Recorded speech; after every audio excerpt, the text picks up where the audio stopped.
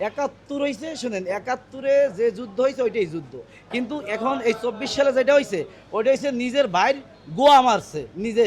শেখ হাসিনা তো জায়গা দিছে ইন্ডিয়াতে, তোদের জায়গা পৃথিবীর কোথাও হবে না, মাটির নিচে থাকলে ওখান থেকে ধরে উঠাই লইবে।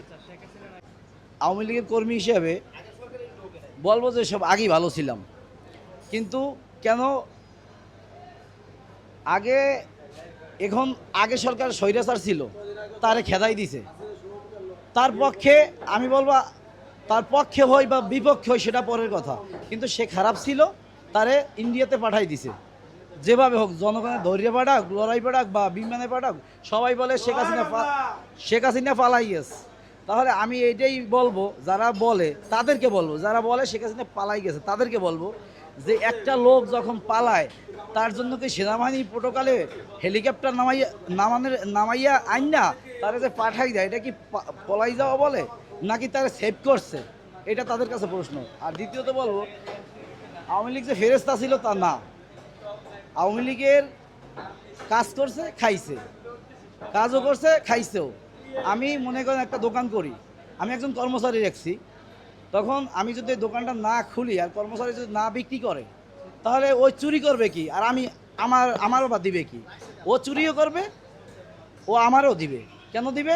ওখান থেকে ব্যবসা হইতেছে, ৫ টাকা ব্যবসা হইলে ও চালান ঠিক রাইখা ও যদি ২ টাকা খায় আমি ৩ টাকা পাবো। আর যদি দোকানটা বন্ধই থাকে, যদি দোকানটা বন্ধ থাকে তাহলে তো আর ওইটা কোনো কাজই হইতেছে না। এখন বর্তমানে হচ্ছে এইরকম যে আগে কাজ চুরি করছে, কাজও করছে, আর এখন মানে কাজ তো দূরের কথা, এখন হইতেছে শুধু দেহি খুন, রাহাজানি, এই সেই। কিন্তু আমি সর্বশেষ ভাই এই আমার এই আপনার কাছে একটাই রিকোয়েস্ট, যে আগের সরকার স্বৈরাচার ছিল বিদায় এটা জনগণ বলছে স্বৈরাচার, সে তারে ওই পারে উঠাই দিয়েছে, ইন্ডিয়াতে পাঠাই দিছে। কিন্তু এখন যে বর্তমান যে সরকার আছে, যারা দেশ চালাইতেছে, তারাও যদি আগের সরকারের চেয়ে বেশি কিছু করে, তাহলে তারা এখন তো শেখ হাসিনা তো পালাইছে, মানে পাঠাইছে ইন্ডিয়াতে, তাদের কিন্তু ইন্ডিয়াতেও জায়গা হবে না। যে যাই করো, ভাবিয়া করিও কাজ, করিয়ে ভাবিও না। এখন বর্তমানে এই যে কিছু ছাত্র, ওদের ছাত্র নামের কলঙ্ক, আমি ডাইরেক্ট বলবো, যদি আমার পুলিশ অ্যারেস্টও করে তাতে আমি আলহামদুলিল্লাহ। কেন? ওদের মতো অসভ্য ফালতু ছাত্র না, ওরা ছাত্র নামের কলঙ্ক। ৭১ হয়েছে, শুনেন, ৭১-এ যে যুদ্ধ হয়েছে ওইটাই যুদ্ধ। কিন্তু এখন এই ২৪ সালে যেটা হয়েছে ওইটা হচ্ছে নিজের ভাইয়ের গোয়া মারছে নিজে। আমার ভাইয়ের গোয়া আমি নিজে মারছি, এটা হয়েছে ২৪-এ। কিন্তু মুক্তিযুদ্ধ হয়েছে ৭১-এ। ঠিক আছে, এখানে হয়েছে কি ভুল বোঝাবুঝি, আর হয়েছে কি মানে ১৬রাই টাকা ঢুকাইছে এই।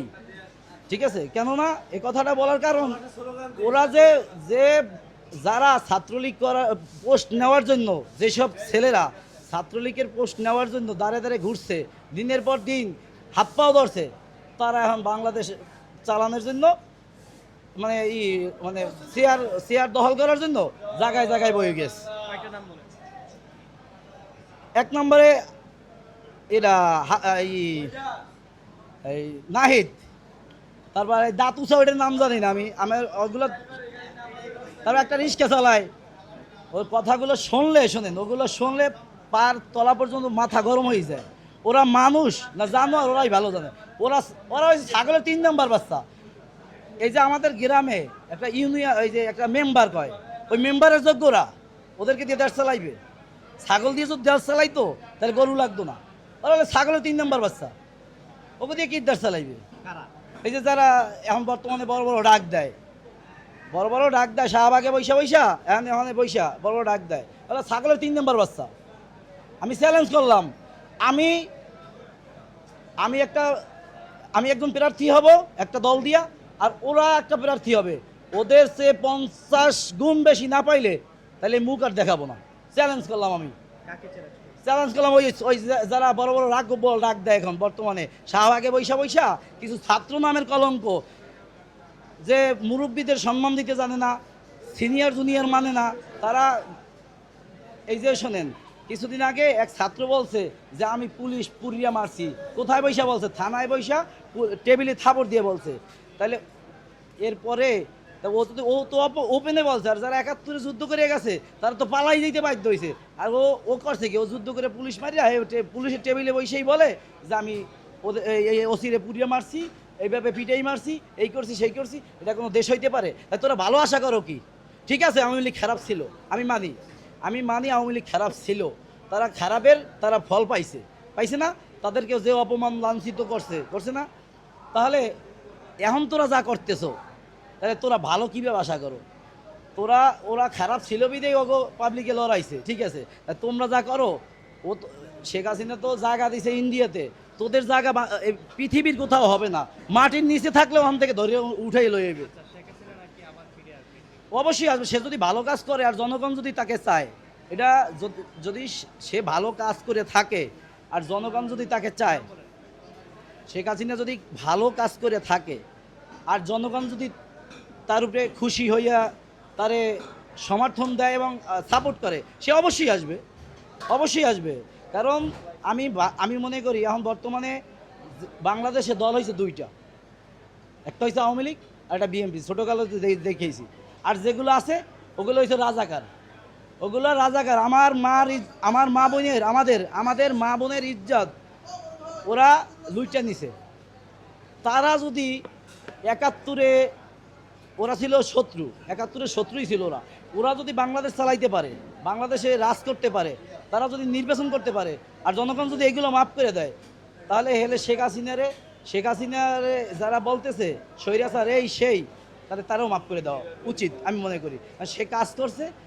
আমি মনে করেন এই মেট্রো রেল দিয়ে সাপোজ বুঝাই, এই মেট্রো রেলে আমি যদি এখন যাইয়া একটা হাতুড়ি নিয়া বাইরেতে থাকি, ভাঙতে থাকি, তাহলে এখন বর্তমান সরকার তারেক রহমান সে আমারে পুলিশ দিয়ে ধরাইবে না?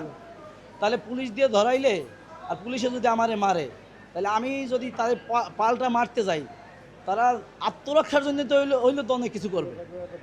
তাহলে এটাও এইরকম হইস, তারা আত্মরক্ষার জন্য হয়তো তাদের এর মধ্যে তো সবাই ফেরেস্তা তা না।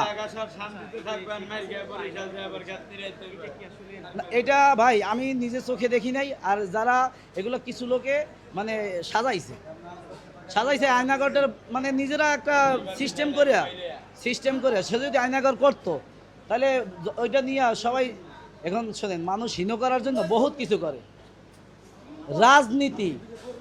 রাজনীতি মানে কি? ওইটা হচ্ছে রাজাদের নীতি। আর এখন বর্তমানে অটো চালায়, সিএনজি চালায়, রিক্সা চালায়। জীবনে দেখি নাই বোঝার হয়েছে, বুঝ হয়েছে থেকে দেখি নাই যে সে প্যান্ট পরছে, কিন্তু ৫ তারিখের পরের থেকে প্যান্ট পরে সে হয়েছে নেতা।